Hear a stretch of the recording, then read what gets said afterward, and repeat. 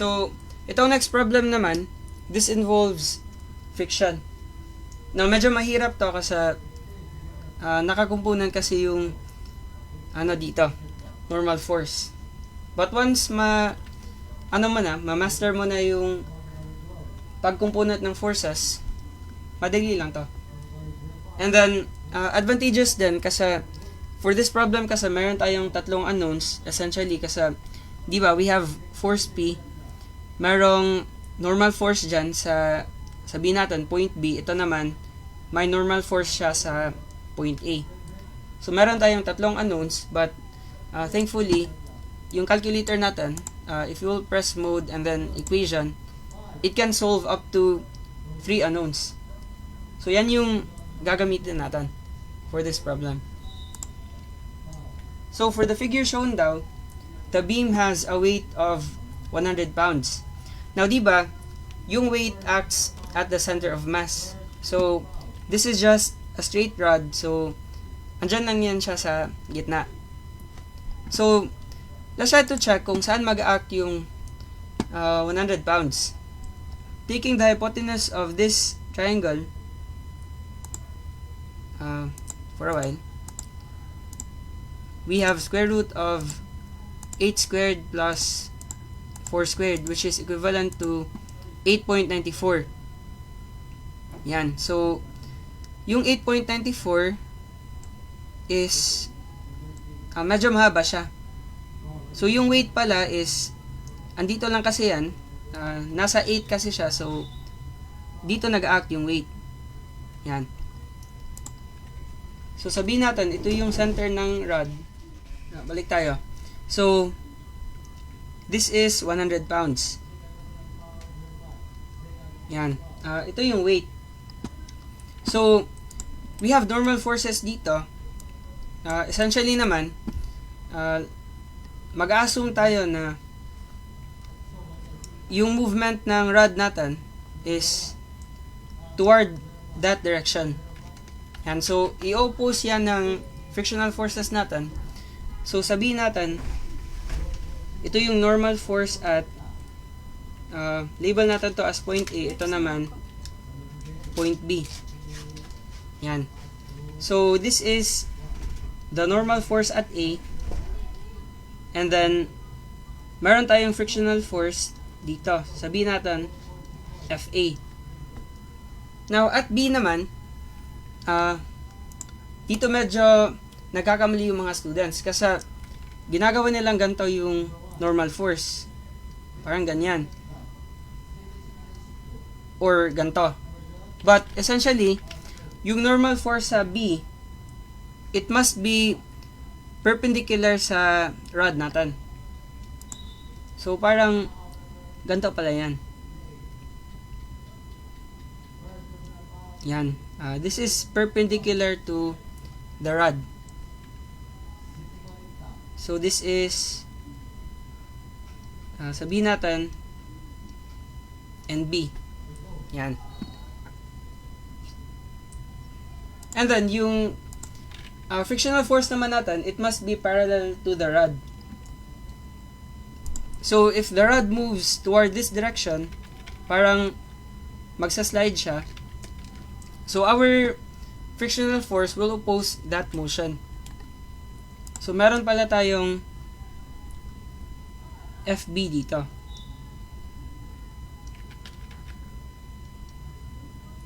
FB. Yan. But diba, the frictional force is just the coefficient of friction multiplied by the normal force. Yan. So papalitan na lang natin yung FA into mu multiplied by NA. So, parang mu A multiplied by NA. And then FB naman is mu B multiplied by NB. Yan. This is so that yung unknowns natin, NA na lang, saka NB. Kasi yung coefficient of friction, given naman yan. Now, after this, we can sum up forces along x, along y, but that will only give us two equations. So we have to use moments then to form three equations with three unknowns. Yan. So first, let's try to make sense of the components. Let's say this is alpha. Yan. So, yung alpha,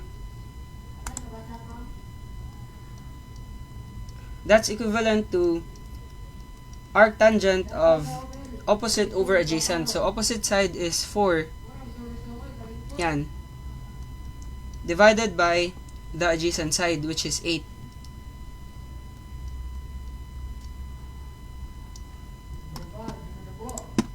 So, lagay natin arctan of 4 divided by 8. We have 26.565. So, shift store, lagay natin sa A. Yan.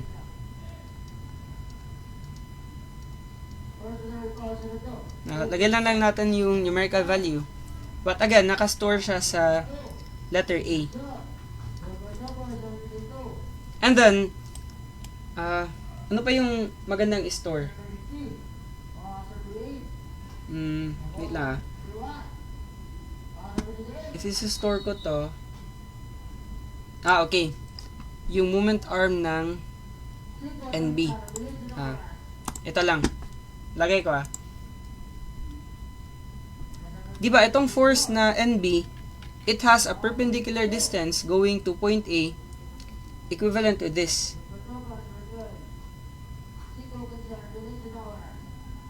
Yan. So, if we'll project a line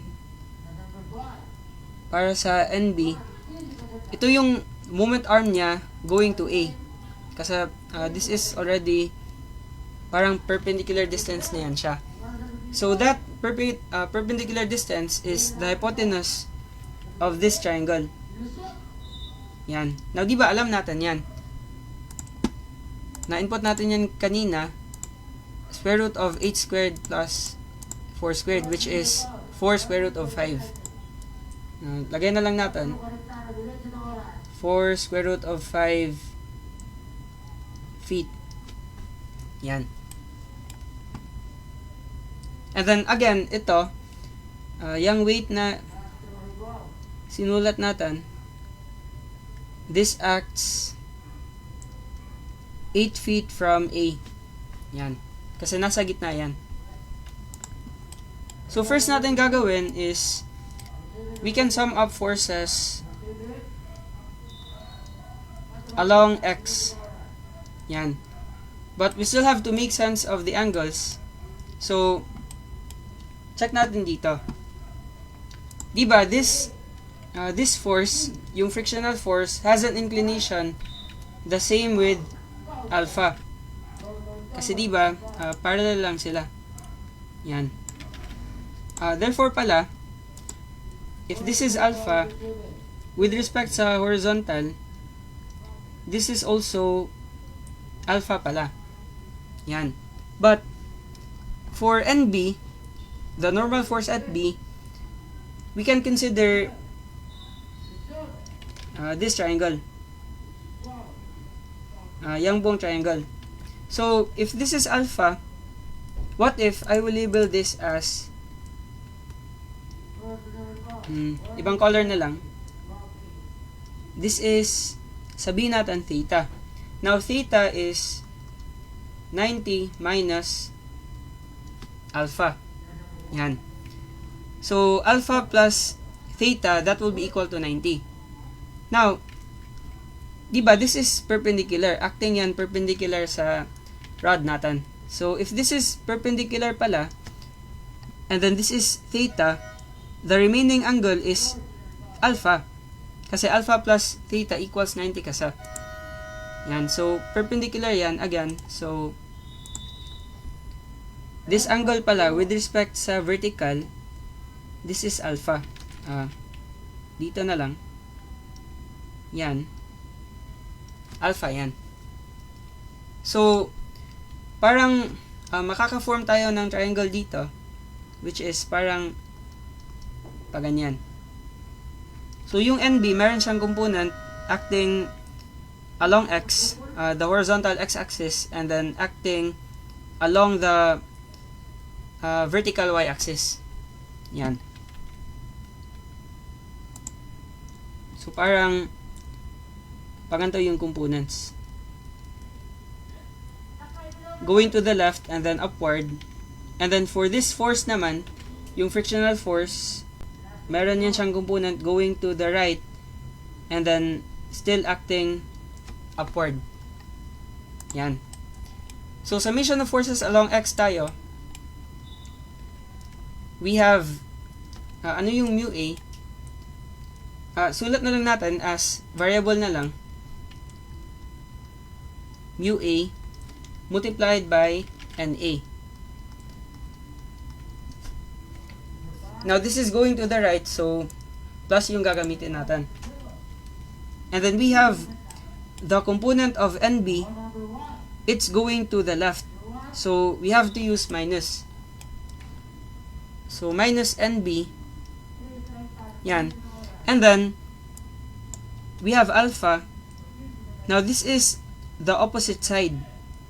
Yan. So, NB sine theta pala. I mean, sine alpha. So, NB sine A.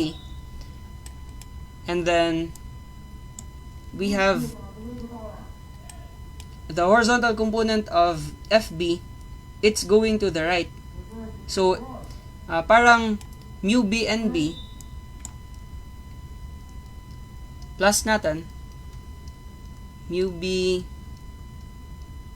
NB, and then this is to be multiplied by cosine alpha. Now, sir, bakit cosine? Ito kasi yung alpha with respect sa horizontal kasi. And then this is the adjacent side. So, kaya cosine. And then set natin to 0. Yan. Now, our second equation will come from the summation of forces along Y. So, for this, we have NA acting upward. So, yan, NA. And then, we also have 100 pounds acting downward. So, minus 100. And then, itong FB, it has a component acting upward. So, plus mu B NB pala. Again, don't write FB anymore, just mu B NB. Plus mu B NB. Multiply natin by, ano ba to? Sine alpha. Yan, kasi opposite side yan.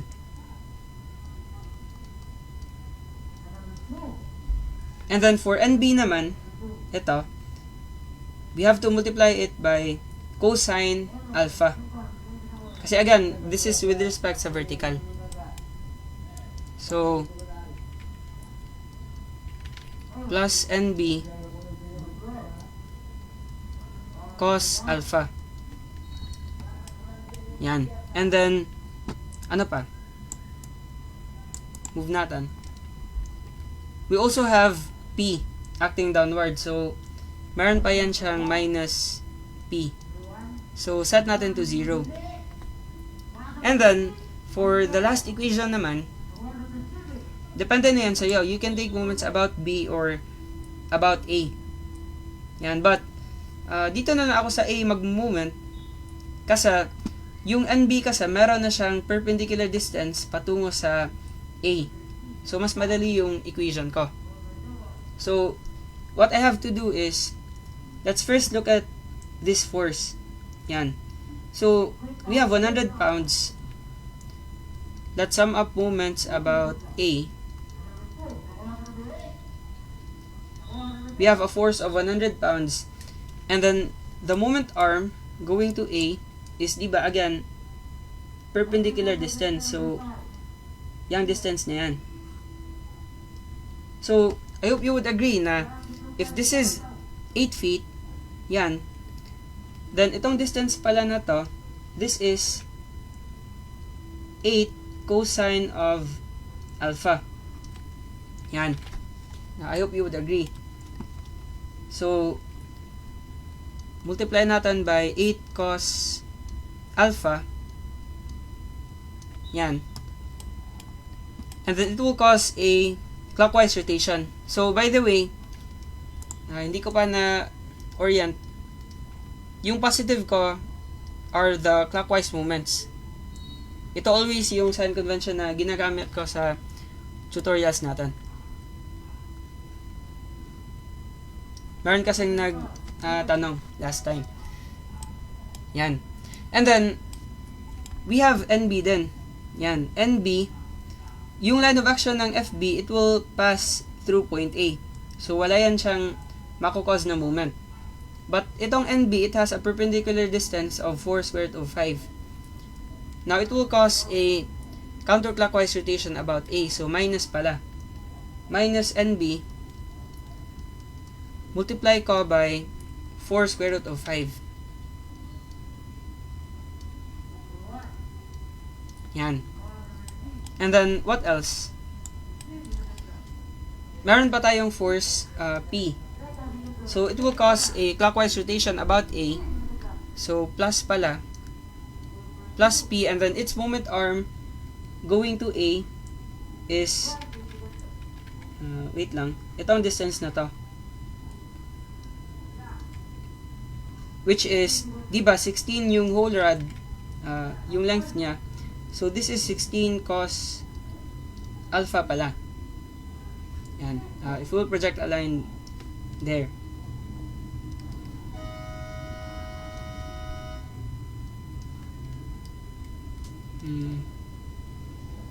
Yan. So, P multiplied by 16 cosine alpha. Yan. And then, we have to set this to 0. Yan. Yung tanong kasi dito, to make the system medyo may mali yung wording. Wait lang. To maintain equilibrium. Ito rin.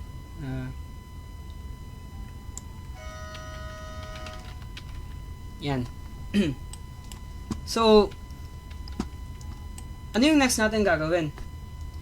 Diba, our calculator can solve 3 equations. So, gagawin natin is, we have to separate NA. Again, unknowns natin, NA, NB, saka itong force P. Yan. So, in my calculator, i-segment natin, we have NA, NB, and then we have P, and also the constant term. Kasi diba, yung form kasi sa calculator is naka AX plus BY plus CZ equals a constant term. So, the constant term must be sa kabilang side ng equation. Yan. So, ano yung coefficient ng NA para sa first equation natin? So, we have here 1, 2, and 3. So, let's treat NA as X, NB as Y, P as Z, and then the constant term as D. Yan. So, for the first condition, check natin ulit yung problem. The friction daw on the bottom surface is 0.75, and the corner surface has a coefficient of friction of 0.4. So, mu A pala, for the first condition, yan, number 1 na lang, mu A is 0.75,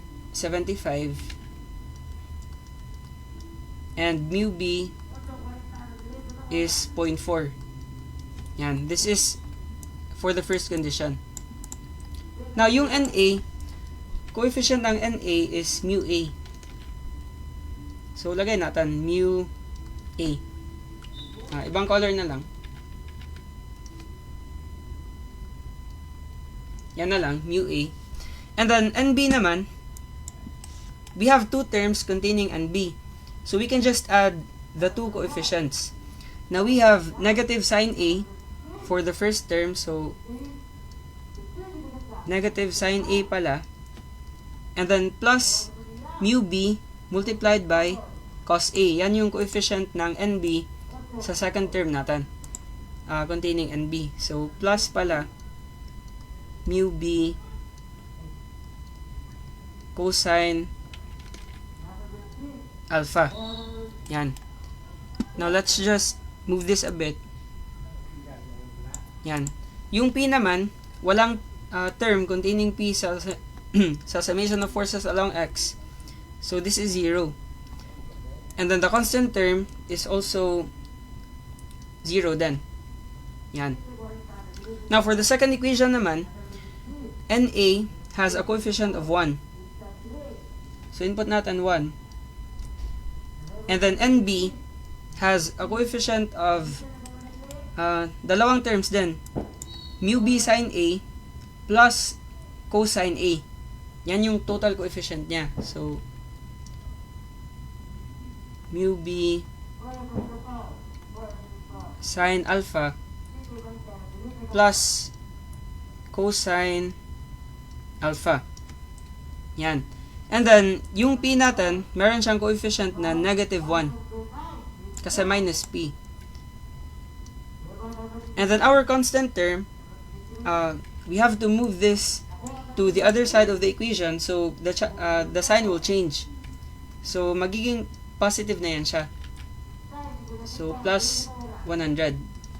We can cancel this. Yan. So, dito pala, sa D natin, this must be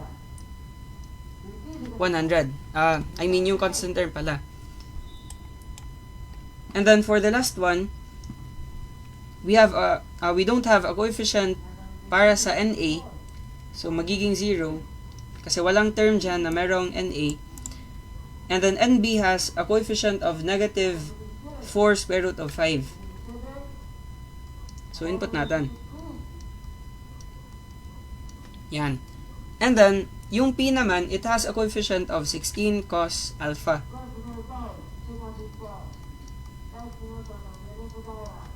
Yan. And then, for the constant term, we have to move this sa kabilang side ng equation. Yan. So, magiging minus na yan siya. So, parang minus 100 multiplied by 8 cosine alpha. Yan.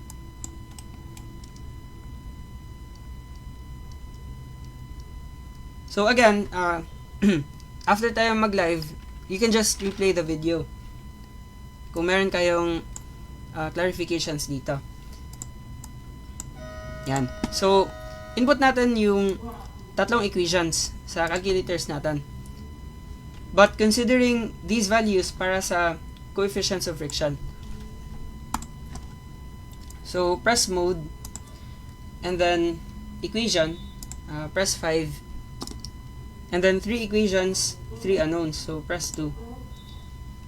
So, we have mu A pala, mu A is 0.75. Yan. And then, minus sine A plus mu B cos A. So, minus sine alpha. Again, nakastore yung alpha sa A. Plus mu B. Mu B is 0.4. Yan. And then, cosine alpha. Recall A. And then, 0, 0. So, wag mo nang palitan. And then, for the second equation, we have 1. And the next to 1 is mu B sine A. So, 0.4 sine alpha plus cosine alpha. We call A. Yan. So, press equals, and then, we have negative 1. And then, dito naman, positive 100. Yan. And then, for the last equation, 0 dito, and then, minus 4 square root of 5. And then, 16 cosine alpha. And finally, we have minus 100 times 8 cos A. Cos alpha. Yan. So, press equals, ito na yung value ng NA. So, for the first condition pala, lalagyan na lang natin dito lahat. So, NA is, ano yan, 10.51. This is pounds. And then, move lang natin na. Yan. So, ito yung NA. And then, NB is 88.09. Just in case na iba yung hahanapin.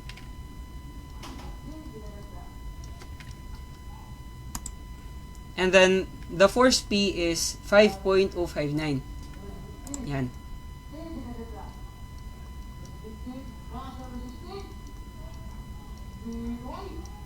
Again, dapat arranged yung variables mo. So, this is for the first condition. Yan. So, ito yung sagot natin. Yung P lang kasi yung hinahanap. But yung tinuro ko is the three equations kasi baka sa time nyo, lalabas to ulit and then yung NA na yung hahanapin. Baka lang. So, for the first question pala, we have letter A. Yan. 5.1.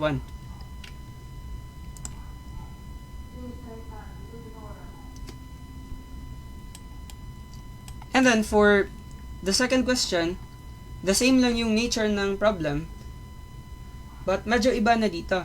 If the coefficient of friction daw on all surfaces is 0.6, calculate the maximum value of P to maintain equilibrium. Yan, so dito, yung nagbago lang is itong excuse me, itong 0.6. So, yan na yung coefficient of friction para sa lahat ng surfaces. So, mangyayari pala is papalitan natin yung mu A saka mu B. Yan. Silang tatlo lang. So, for number 2, mu A equals mu B, which is 0.6. Yan. Move natin. Yan. So, papalitan na lang natin yung coefficients dito. Now, instead of 0.75, this is now 0.6. Yan. And then, ito naman, minus sine alpha plus 0.6 cos A. 0.6 cos, recall alpha. Yan. And then, walang nagbago dito. The rest, walang nagbago. Ito lang. Yung NB, coefficient ng NB sa second equation. So, this is now mu B, magiging 0.6 yan, 0.6 sine alpha, and then plus cosine alpha. Yan. So, press equals, yan. Ito na yung value ng NA natin. So, NA is minus 19.18 pounds, and then NB naman is 128.64,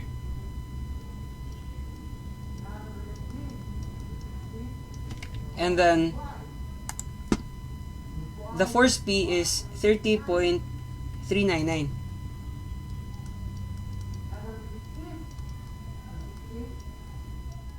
Sige. Start na tayo. By the way pala, meron akong correction sa isang problem kahapon, which is this one. Yan, hindi ko na-check yung conditions ng slipping saka tipping.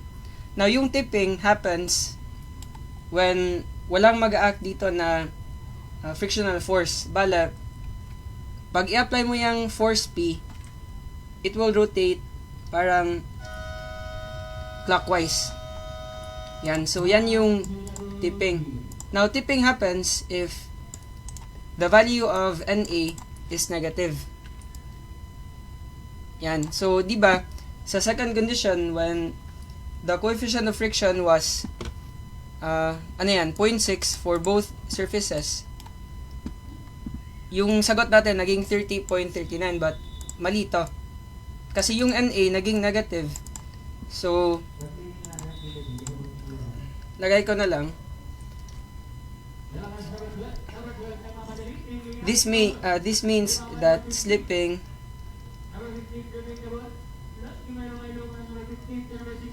doesn't happen. So what happens is tipping. So tipping occurs.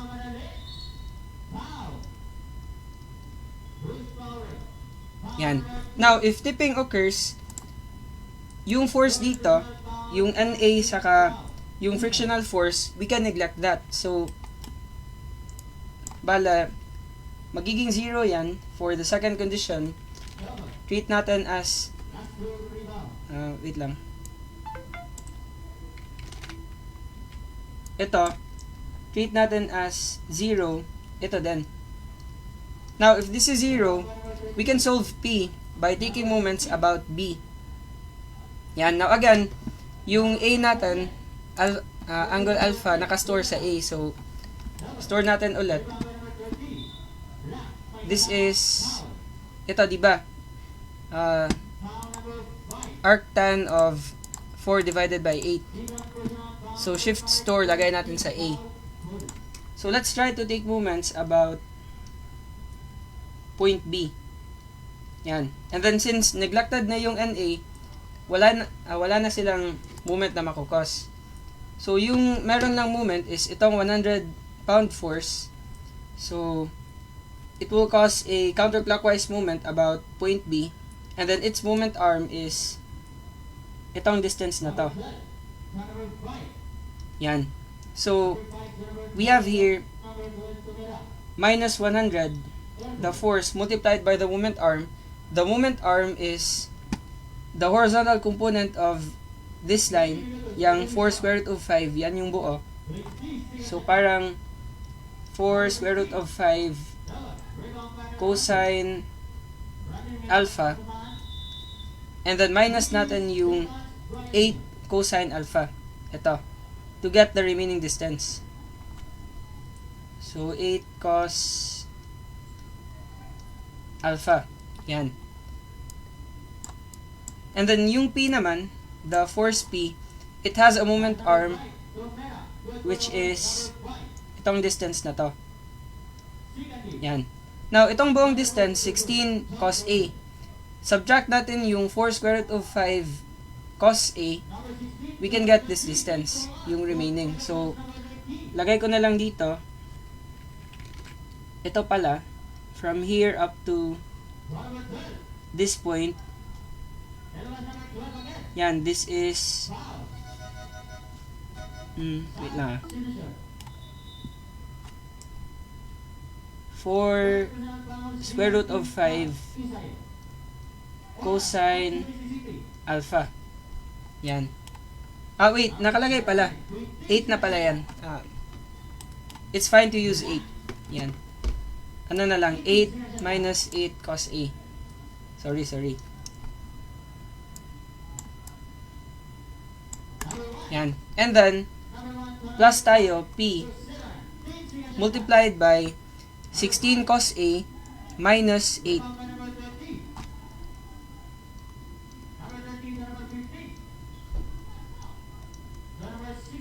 Yan. So, set natin to 0. Solve natin yung P. So, minus 100 times 8 minus 8 cos A plus P times 16 cos alpha minus 8. Set natin to 0. We have 13.38.